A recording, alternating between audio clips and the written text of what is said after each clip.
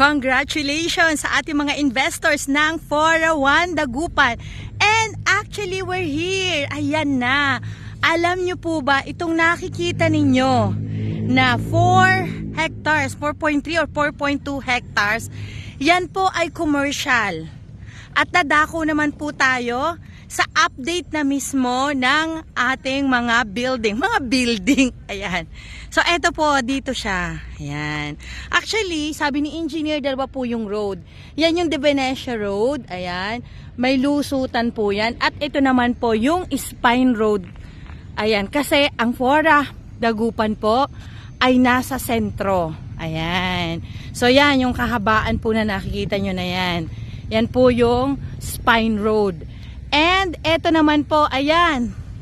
Ayan po sa part na yan. Eto na ang Building 1 ng Fora Dagupan. Imagine, 7 buildings lang po ito.